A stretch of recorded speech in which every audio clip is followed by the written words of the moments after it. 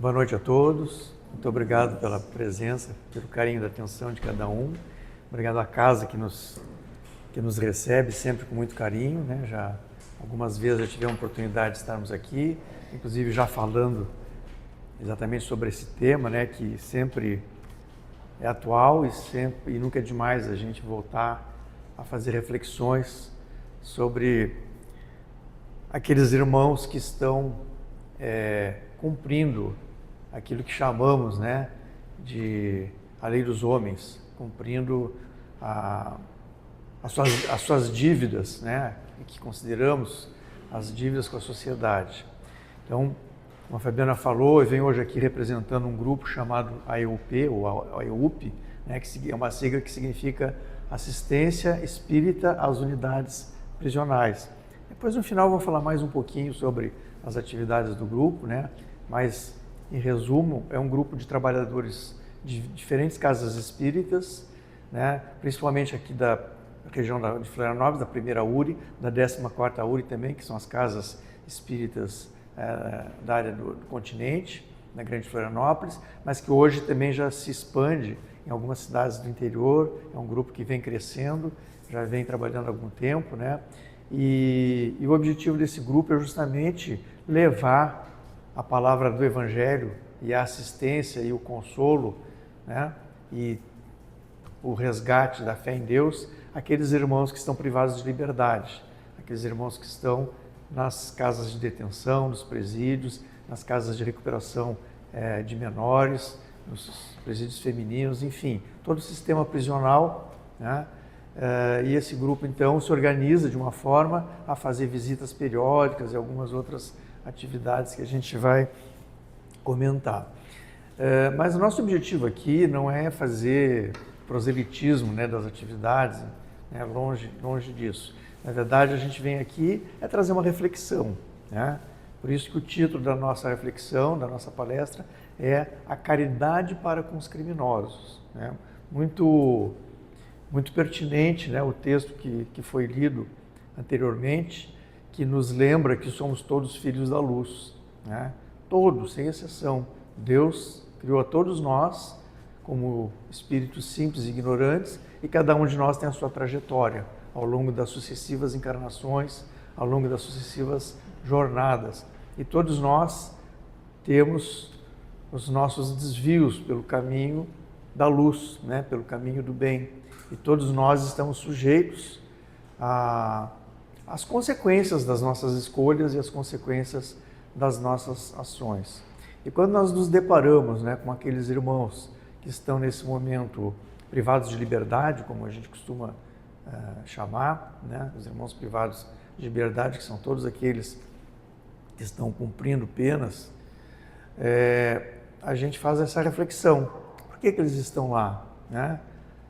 E o que levou eles a cometer o ato que eles cometeram, o que fez com que eles estivessem lá. E aí a gente começa então refletindo sobre o caráter da justiça, né? E aí nós precisamos refletir um pouco sobre o que é a justiça dos homens e o que é a justiça de Deus, né? A verdadeira justiça. Tem uma palestra do Haroldo Dutra, que eu gosto sempre de citar, né, o eminente palestrante Haroldo Dutra, que fala justamente sobre esse tema. E o Haroldo Dutra, ele cita uma fala que eu gosto de trazer aqui também para a gente refletir, quando ele cita como que Allan Kardec aborda esse tema no Livro dos Espíritos. Existe uma série de capítulos no Livro dos Espíritos, chamado livro 4, né, onde cada capítulo trata de uma lei divina, de uma lei natural, as chamadas leis naturais ou leis divinas. E o último capítulo dessa parte do Livro dos Espíritos justamente se denomina a lei do amor, a lei da justiça, amor e caridade. E o Haroldo Dutra, nessa palestra, ele chama a atenção exatamente pelo título desse capítulo. Quando Kardec traz os ensinamentos dos espíritos sobre esse tema, né, os espíritos são muito claros. Não existe um capítulo para falar sobre o amor, outro sobre a justiça e outro sobre a caridade. É uma lei só, é uma lei que eles chamam de lei da justiça, amor e caridade. Então, já querem dizer com isso, logo de cara, a gente já percebe, já reflete sobre o significado disso. Não existe justiça sem amor e sem caridade, né? Assim como não existe amor e caridade sem a justiça. Todos nós somos submetidos à justiça de Deus, né? A chamada lei de ação e reação, tudo aquilo que fazemos, todas as escolhas que fazemos, nós somos sujeitos à reação a essas escolhas. Tudo que plantamos, colhemos, né? Costuma-se dizer que a semeadura é livre, mas a colheita é obrigatória, né? Tudo aquilo, se plantamos espinhos, colhemos espinhos. Então, a verdadeira justiça, né, aquilo que chamamos de justiça divina, é a justiça que está na seara da nossa consciência. Então, o juiz que vai nos julgar, né, que é a justiça divina, o verdadeiro juiz dos nossos atos é a nossa própria consciência. Mas vivemos num planeta de provas e expiações, vivemos num plano terreno e somos também sujeitos às leis humanas, né, que tentam, na medida do possível, copiar, né, ou se inspirar nas leis de Deus. E essa lei humana, ela é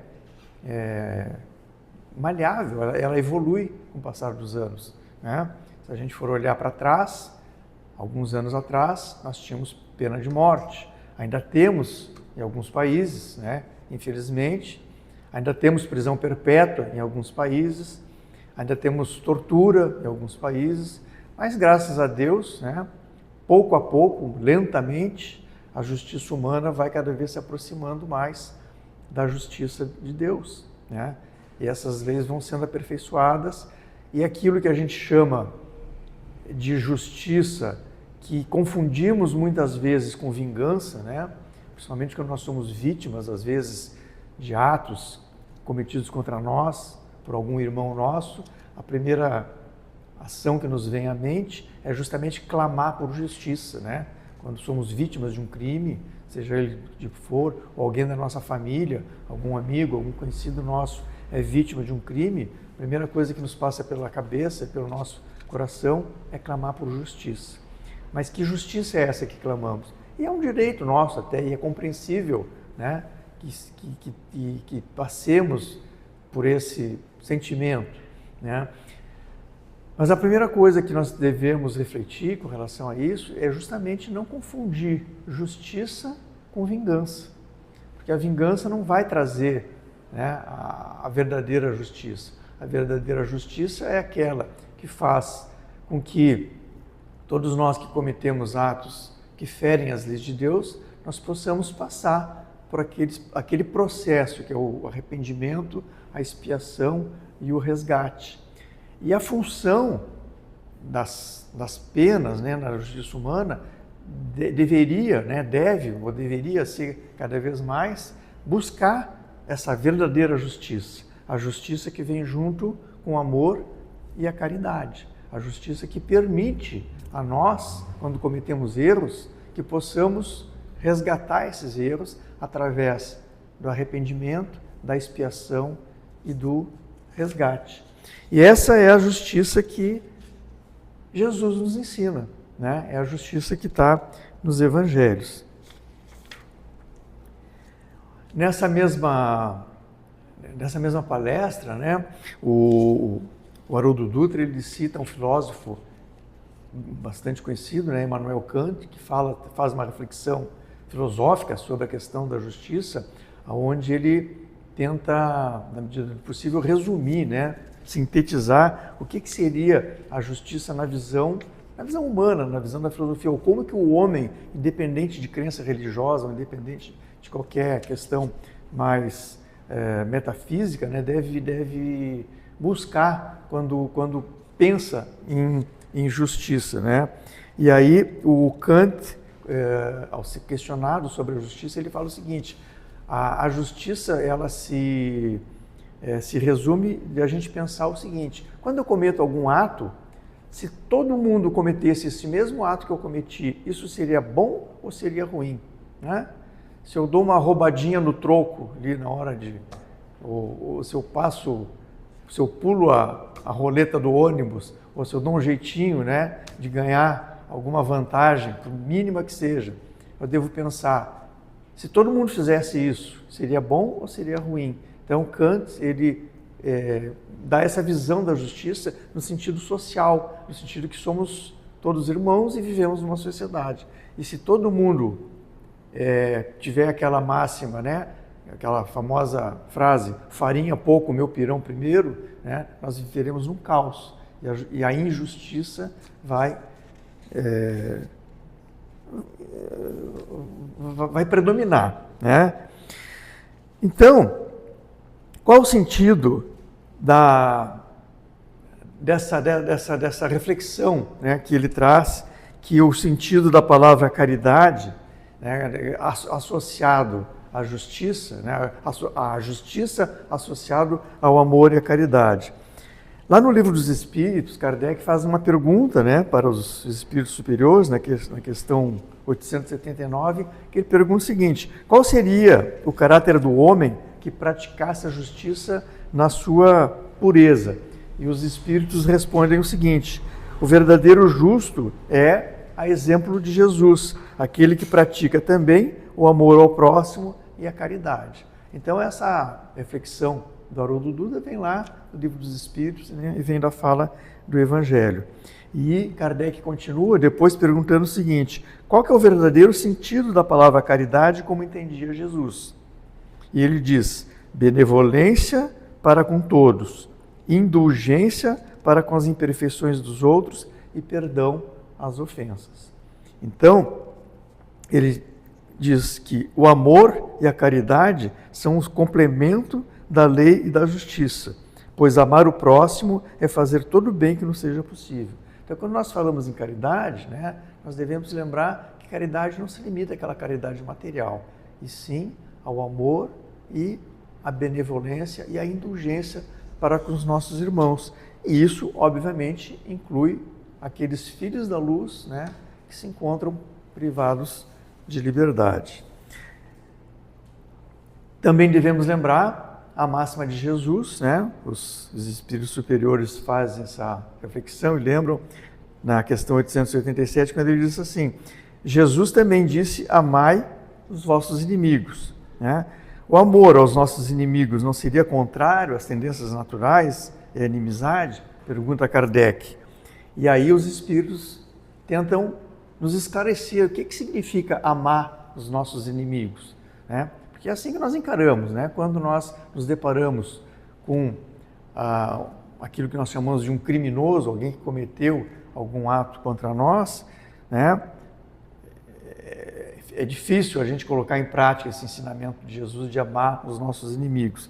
Mas os espíritos superiores nos lembram, né, que ninguém pode devotar aos inimigos um amor terno e apaixonado. Mas amar os nossos inimigos é perdoar-lhes e retribuir o mal com o bem. E aí cabe lembrar também, né, uma reflexão que nos faz pensar que aquela pessoa que está preso é apenas um de nós que por acaso foi apanhado, né? E se nós lembrarmos que nós somos espíritos imortais, que não estamos aqui nesse planeta pela primeira vez, que já passamos muitas e muitas vezes por aqui, né?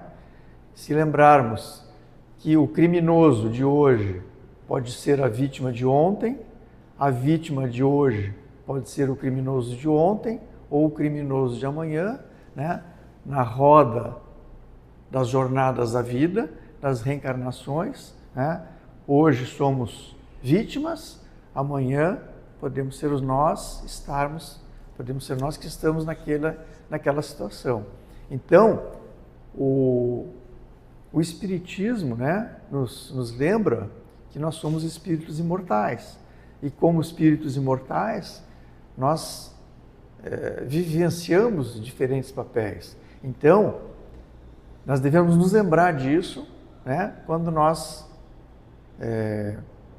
lembramos, né, quando a gente leva o nosso pensamento àqueles irmãos que estão privados de liberdade. Nós temos uma mensagem muito bonita no Evangelho segundo o Espiritismo, de um espírito que se identifica como a Rainha Isabel de França, que diz o seguinte: a verdadeira caridade constitui um dos mais sublimes ensinamentos que Deus deu ao mundo.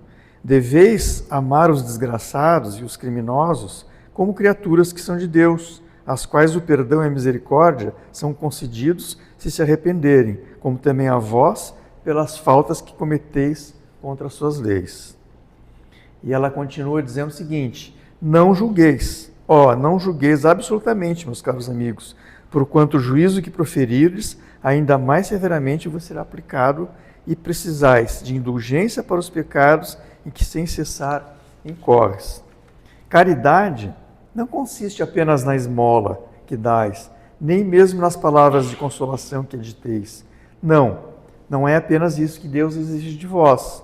A caridade sublime que Deus ensinou também consiste na benevolência de que useis sempre e em todas as coisas para com o vosso próximo. Então, caridade com os criminosos significa indulgência, significa compaixão, né? Tem uma frase que a gente ouve muito, né, por aí, principalmente quando a gente assiste aqueles jornais, né, que falam sobre os crimes e tal, que mostram muita violência, que a gente ouve aquela frase que diz assim: bandido bom é bandido morto. Todo mundo já deve ter ouvido isso, né? O que o Espiritismo nos lembra, né, nos ensina? Primeiro, que a morte não existe, né? Então, não existe bandido morto, né? E depois, não existe bandido. Somos todos filhos da luz, como o texto foi lido anteriormente nos lembra, né? Então, todos somos filhos da luz e não existe morte.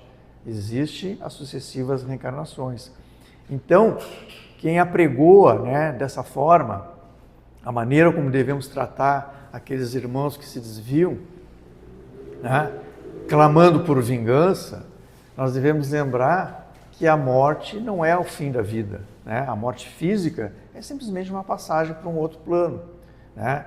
E se aquele irmão está desviado do mal enquanto está nesse plano, né, no plano físico, ao deixar o corpo físico, ele vai continuar sendo a mesma pessoa que ele é, né? O que ele precisa é, o tanto quanto possível, aproveitar a oportunidade que Deus lhe dá de estar aqui na nossa jornada, né, no nosso corpo físico, para evoluir, para aprender, né? Nós devemos lembrar que nós vivemos num planeta de provas e expiações. Então, o planeta Terra é, na verdade, o quê? Ao mesmo tempo, uma escola, né? Porque todos estamos aqui para aprender, para evoluir, para crescer. É um hospital, né? Porque somos doentes, nós somos espíritos ainda com muitas coisas para curar na nossa alma. Então, a Terra é também um hospital, né? Um ambulatório da nossa alma, e é também, por que não dizer, uma casa de detenção, porque todos nós estamos aqui espiando as nossas faltas em algum grau, em alguma forma. Então, todos podemos dizer que somos, em algum grau, criminosos, no sentido de que todos nós, em algum momento, imperfeitos que somos, né, na nossa infância espiritual, no estágio atual de evolução que estamos, todos nós, em algum momento, cometemos faltas com as leis divinas. Infelizmente, alguns de nós nos desviam sobremaneira, né, ao ponto de que a lei dos homens nos leva a resgatar perante a sociedade também, não só perante a nossa consciência, não só perante as leis de Deus, mas antes de passar pelo tribunal da nossa consciência, passamos também pelo tribunal dos homens e estamos, né, é o que acontece com aqueles nossos irmãos. Então, o que o Evangelho nos ensina, o que Jesus nos ensina, é que nós devemos tratar os criminosos como nós gostaríamos de ser tratados enquanto criminosos, né? E a justiça, né, a verdadeira justiça, aquela que vem junto do amor e da caridade, é a justiça que não clama por vingança, e sim clama pelo resgate das nossas faltas, a reeducação do nosso espírito. Então, a verdadeira justiça, o que representa a justiça divina, é a justiça que permite que aqueles nossos irmãos se esclareçam, que uma luz se acenda, né, no seu coração e que eles possam, através do arrependimento, buscar a verdadeira expiação das suas faltas perante o tribunal das suas consciências e buscar o resgate das suas faltas. E nesse caso cabe não só ao Estado, né, mas a todos nós, a sociedade como um todo. Claro que numa primeira instância cabe ao Estado fazer isso, né, dá a oportunidade para aquele irmão buscar o resgate das suas faltas. Nós temos, né, no Evangelho várias passagens, né, vários ensinamentos que Jesus nos lega no Evangelho, que ilustram essa reflexão que estamos fazendo, né? E talvez a mais representativa de todas, né, que a gente sempre gosta de trazer quando falamos sobre esse tema, é a parábola da mulher adúltera, que eu acredito que muitos de vocês devem conhecer, uma parábola de Jesus bastante conhecida, que é aquela parábola em que, num determinado momento, os doutores da lei, né, os fariseus, levaram até a presença de Jesus uma mulher adúltera, né, que naquela época de Jesus, o adultério cometido pelas mulheres, né, pelos homens nem tanto, mas o adultério cometido pelas mulheres era causa de pena de morte. Não só pena de morte, mas uma pena cruel, através do apedrejamento, né? Essa era a lei dos homens, e Jesus dizia que não veio, né? não tinha vindo para mudar a lei, sim para fazer cumpri-la. Claro, os fariseus, os escribas, para colocar Jesus numa saia justa, né? Para tentar Jesus, o que fizeram? Levaram uma mulher acusada de adultério perante ele, para saber perguntar para ele o que deveriam fazer. Mestre, essa mulher aqui cometeu adultério, né? Moisés, na sua lei, diz que ela deve ser apedrejada. O que devemos fazer? Né? Aí Jesus, né, ficou ali escrevendo na areia, olhando para cada um e tal, e falou assim: sim, essa é a lei, realmente. Então, que seja cumprida a lei. Só que aquele que estiver sem pecado, que seja o primeiro a atirar a pedra. Né? Quer dizer, Jesus, dessa forma, né, mostrou para aqueles acusadores que eles deveriam, embora ela tivesse cometido realmente uma falta perante a lei dos homens, mas que a indulgência deveria vigorar em primeiro lugar, o amor e a indulgência. E ele tocou o coração daqueles homens, né? Porque todos eles fizeram naquele momento o exame de consciência e perceberam que nenhum deles tinha condições morais de ser o executor, né? De ser o carrasco daquela mulher e iniciar o apedrejamento. Então eles pouco a pouco foram saindo de mansinho e tal, disfarçando, e acabou que nenhum deles ficou ali, né? E aí Jesus então olha para a mulher e pergunta a ela: então, mulher, onde estão os teus acusadores? E ela disse: todos se foram. E aí Jesus, né, que certamente seria o único ali que poderia atirar a primeira pedra, né, que poderia ter esse direito, né, entre aspas, disse: eu te perdoo, vá e não peques mais. Né? O que Jesus nos ensina com isso? Que não cumprindo aquela pena cruel que ele iria salvar aquela mulher, que ele iria resgatar aquela mulher. Quer dizer, ele admitiu que aquela mulher havia de fato cometido um equívoco, né? Havia se desviado do caminho, mas que ele, com amor e com indulgência, levou ela a se arrepender e, perdoando seus pecados, falou: vá e não peques mais. Evidentemente que de uma forma tão forte, né, que aquela mulher se converteu, né, se tomou consciência de si. Quer dizer, o tribunal da consciência dela foi o verdadeiro juiz, né? Então essa parábola, ela ilustra de uma maneira sublime, né, o significado da verdadeira justiça. A justiça com fé, a justiça com amor e com caridade. Então, é isso que nós devemos pensar, né? É isso que nós devemos refletir quando nós olhamos para aqueles nossos irmãos. Não é fácil, né? Talvez muitos de nós aqui já tenhamos vivido experiências dolorosas, né? De sofrer algum tipo de violência, de ser vítima de um crime, né? E é natural que a gente, quando passa por esse momento, a gente tenha uma atitude, né, parecida com a atitude daqueles fariseus lá tiveram com aquela mulher, né, de querer apedrejar, de querer clamar por justiça, mas não a verdadeira justiça, clamar por vingança, né?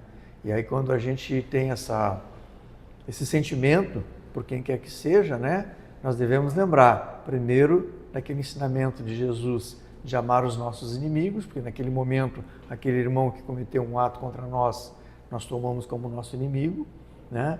E segundo, lembrar dessa atitude, desse exemplo, né, que Jesus nos traz, nessa parábola, que é a verdadeira indulgência e a verdadeira justiça. Tem um texto de Emmanuel também que ilustra muito bem, né, que complementa esse ensinamento, que diz o seguinte, é um texto denominado é o capítulo 28 do livro Bênção da Paz, onde o Emmanuel, né, o mentor de Chico Xavier, traz também uma reflexão sobre esse tema, e ele diz assim: todos aqueles espíritos interpretados como sendo maus são irmãos nossos, credores de auxílio e de consideração. A maldade, em muitos casos, provém da ignorância que compele o ser ao comportamento infeliz, reclamando assistência educativa.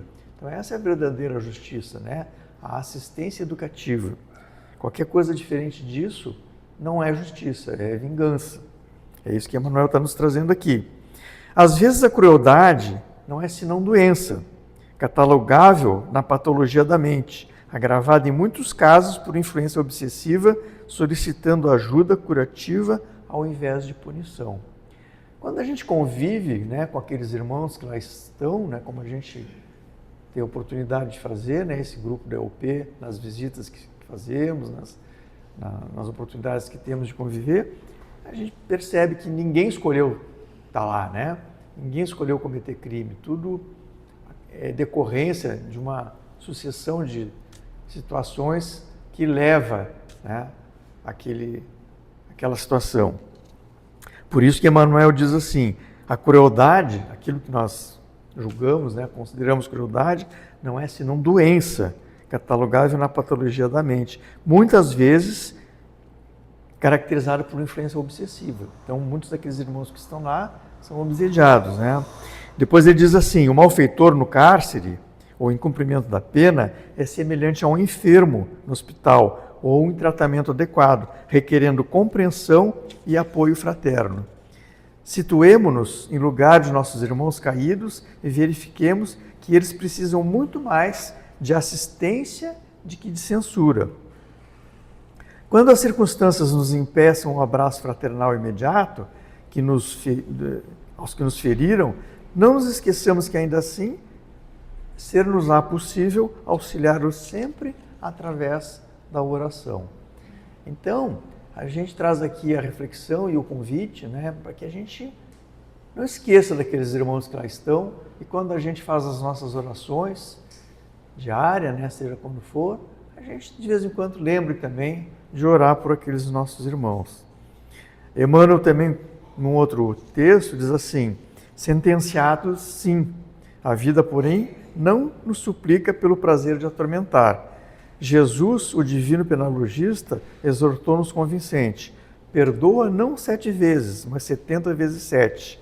é que o mal expressa grave desequilíbrio naquele que o pratica.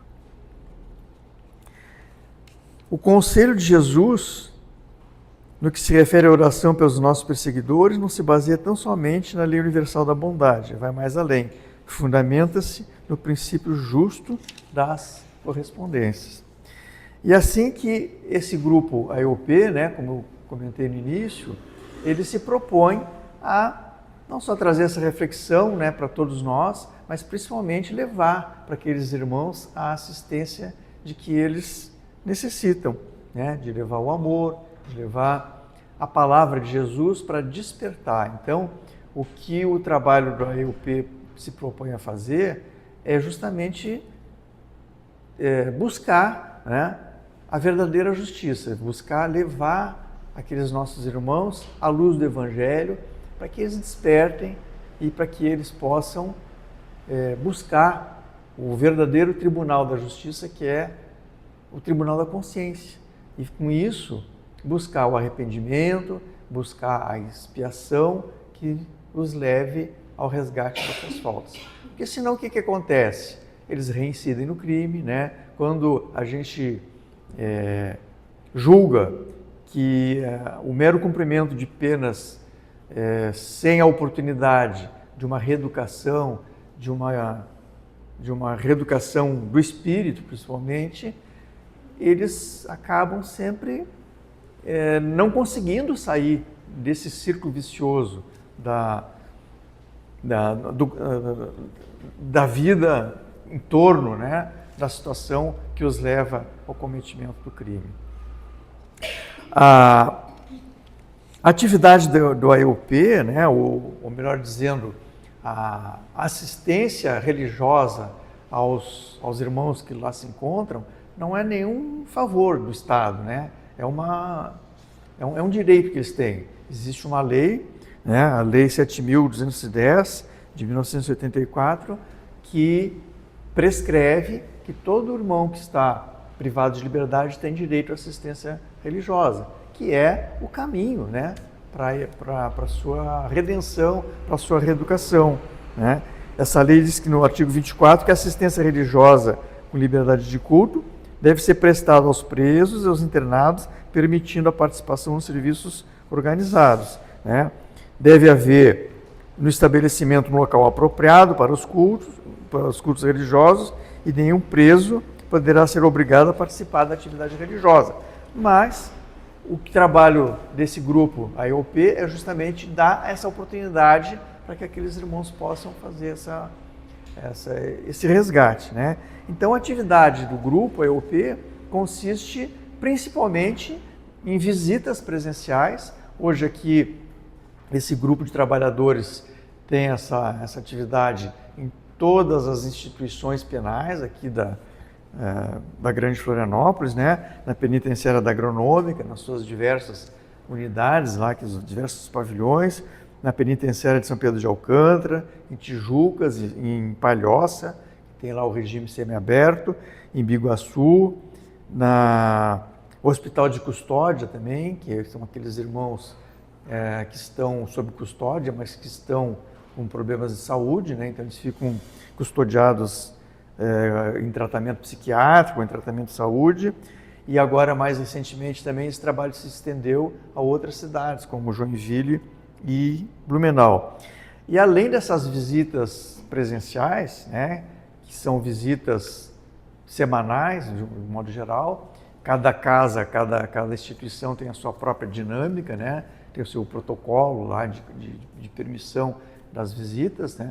Os trabalhadores do AEOP, eles passam por uma capacitação, por um treinamento, tem alguns requisitos legais também que tem que ser cumprido, né, uma carteirinha de acesso à unidade prisional, e essas visitas são feitas, então, geralmente em duplas, né, a gente vai em duplas, ou em alguns casos 3 pessoas, e lá a gente leva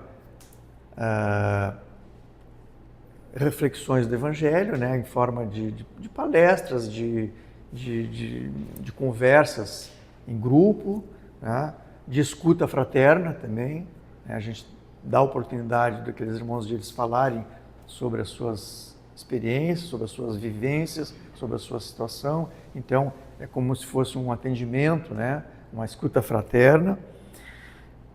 Existe também um trabalho de levar livros espíritas para aqueles nossos irmãos. A gente também está sempre fazendo campanhas, né, nas casas espíritas de doação de livros espíritas e sempre que possível, às vezes tem alguns obstáculos burocráticos, né, para que os livros cheguem até eles, mas a gente está sempre dando um jeito de superar esses obstáculos. Então, esse é um trabalho também importante, assim, de fazer, além das visitas semanais, né, a gente levar livros para que eles possam, ao longo do tempo que eles estão lá, eles poderem ter acesso ao conhecimento da doutrina espírita, ao conhecimento do Evangelho.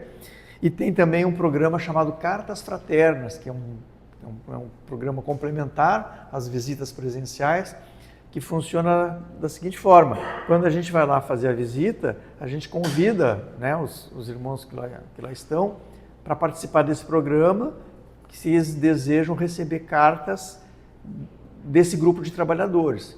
Aqueles que se interessam em participar, em receber cartas, eles recebem uma primeira carta, que é uma carta mais ou menos padrão, assim, né, uma mensagem evangélica, convidando eles a interagir, né, com os trabalhadores do grupo. E quando ele recebe aquela carta, junto com a carta que ele recebe um envelope selado e um papel em branco para ele poder responder. E se ele responde aquela primeira carta, se estabelece então uma dinâmica, né? Se estabelece uma correspondência.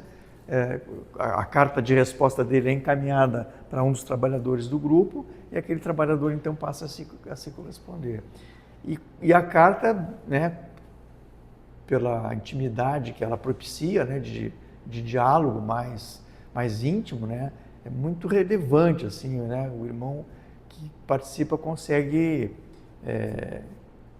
expor ali as suas aflições, né, então tem um efeito assim bastante significativo no sentido de tocar o coração, né, daqueles irmãos e fazer com que eles busquem, né, busquem Jesus, busquem os ensinamentos do Evangelho. Enfim, é um trabalho de formiguinha, né? Mas é um trabalho que a gente se sente muito gratificado, assim, em perceber que toca o coração, né, deles. E que muitos deles, depois saindo dali, vão procurar uma atitude mais positiva, no sentido de buscar uma vida mais regrada, né, sem aquele desvio que os levou até ali. E também, além do programa Cartas Fraternas e além dessas visitas presenciais, tem também uma outra atividade que a gente faz, que é muito bacana, assim, muito interessante, que são as irradiações. Dentro desse grupo de trabalhadores, né, tem um grupo que se reúne diariamente, às 18 horas, só que na forma de encontros virtuais, pela internet, onde a gente faz preces e radiações para todas as casas prisionais. Então, todo dia, às 18 horas, né, um grupo se reúne, a gente faz uma leitura do Evangelho e faz preces e radiações para os nossos irmãos que estão lá, pedindo a Deus, né, pedindo a Jesus que envie os mentores espirituais para fazer o atendimento no plano espiritual, para que visitem aqueles irmãos nos momentos de desdobramento do sono, para que eles sejam também esclarecidos dessa forma. E é um trabalho também bem interessante, assim, bem gratificante, tanto para quem pratica o trabalho, mas certamente para quem recebe aquele fluido, né? aquela irradiação. Então é isso, meus irmãos, fica essa mensagem, fica essa reflexão, né? E o convite para que todos nós, nos nossos momentos de oração, nos nossos momentos de prece, assim como a gente lembra dos nossos familiares, a gente lembra daquelas pessoas necessitadas que estão nos hospitais, daqueles que estão nas ruas, né? Não deixemos também de levar o nosso pensamento amoroso àqueles nossos irmãos que estão privados de liberdade e que necessitam tanto da nossa indulgência, da nossa compaixão e do nosso amor, né? Então, sigamos o exemplo de Jesus, né? Aquele exemplo que Jesus nos traz na parábola da mulher adúltera, quando ele diz, vai, não peques mais, façamos também essa mesma atitude, né, no nosso coração e oremos, né, pelos nossos irmãos, pelas nossas irmãs que estão lá em resgate com as leis humanas. Muito obrigado pela atenção de vocês. Fiquem todos com Jesus no coração e uma boa noite a todos.